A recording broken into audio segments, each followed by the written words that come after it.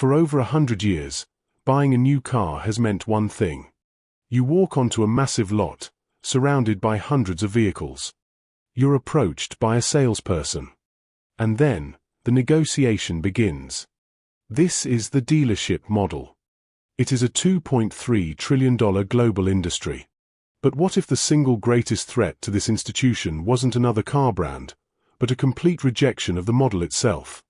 In the United States, there are states where it is literally illegal for a car manufacturer to sell you a car directly. Powerful laws, written decades ago, protect the middleman.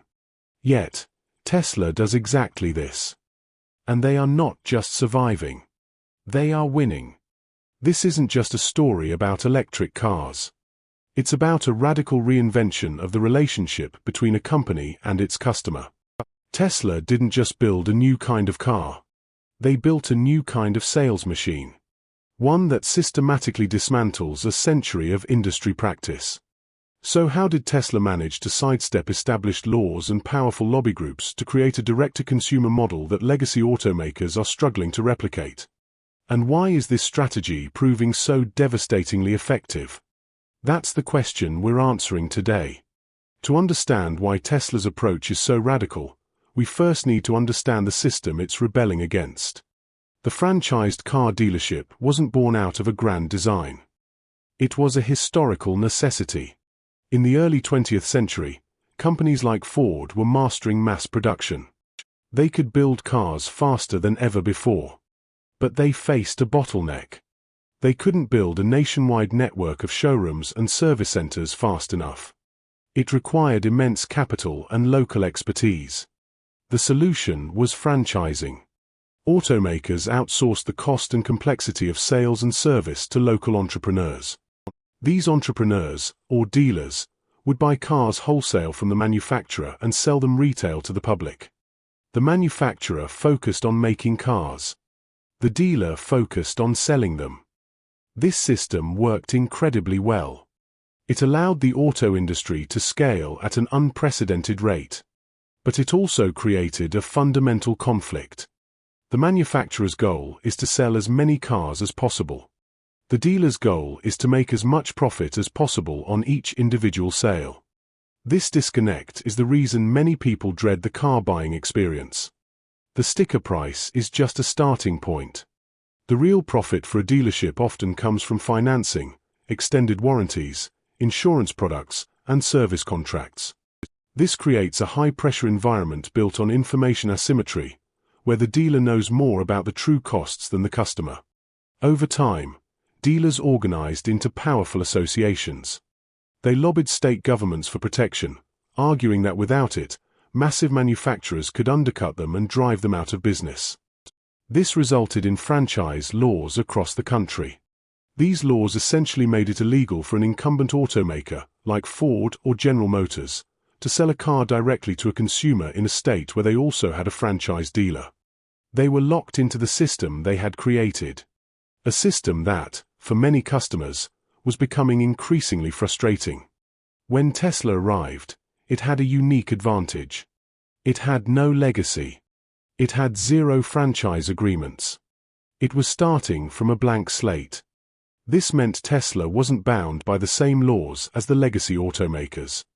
But it still faced the immense political power of the dealership lobbies, who saw direct sales as an existential threat.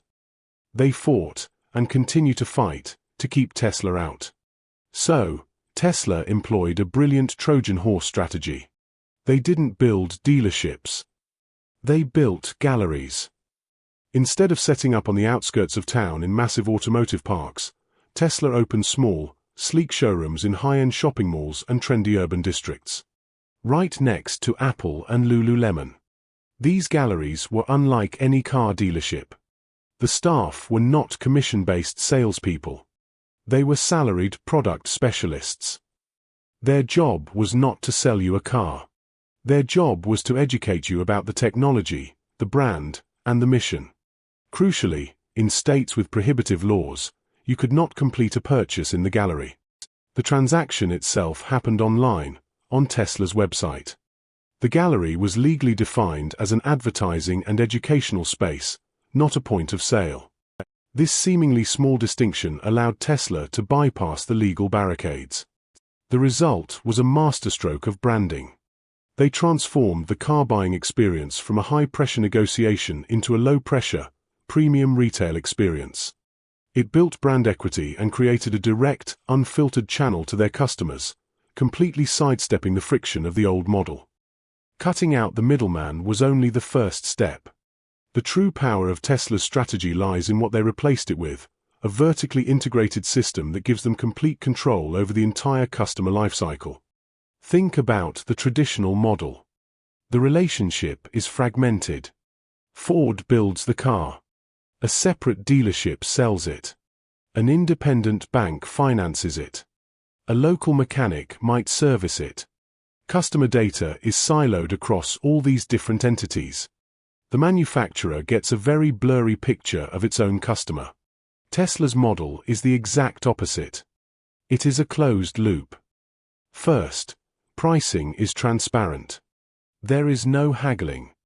The price you see on the website is the price you pay. This immediately removes the biggest point of friction and builds a foundation of trust. Every customer is treated equally. Second, they own the service. Instead of relying on a network of independent service centers with varying levels of quality, Tesla operates its own service centers and a fleet of mobile service rangers who can perform repairs at a customer's home or office. This ensures a consistent standard of quality and captures a lucrative, high-margin revenue stream. Third, and most importantly, they own the data. Every Tesla is a connected device, constantly sending diagnostic and usage data back to the company. This direct data pipeline is an incredible asset. It allows Tesla to identify engineering problems in real time, improve vehicle performance through over-the-air software updates, and understand precisely how their customers use their products. Legacy automakers have to rely on surveys and third-party reports. Tesla has a direct, live feed from its entire global fleet. This continuous feedback loop allows for a rate of iteration and improvement that is simply impossible in the old, fragmented model. This is the core of the strategy. Tesla didn't just find a clever way to sell cars online. They fundamentally re-architected the business of selling and owning a vehicle. The dealership model is designed to maximize profit on a single, transactional event, the sale. Tesla's direct-to-consumer model is designed to build a long-term, direct relationship. The car is just the beginning. The real value is created over the lifetime of ownership through software upgrades, service, and the constant flow of data. They didn't just cut out the middleman. They replaced the middleman's entire function with a superior, integrated system of software, data, and service. The galleries aren't there to sell cars. They're there to onboard you into the Tesla ecosystem. If you're having that aha moment and seeing how this all fits together, do us a favor and hit that subscribe button. We unlock strategies like this every week. The implications of this shift are enormous. Legacy automakers are now in a strategic trap. They see the higher profit margins and customer loyalty that Tesla enjoys from its direct model.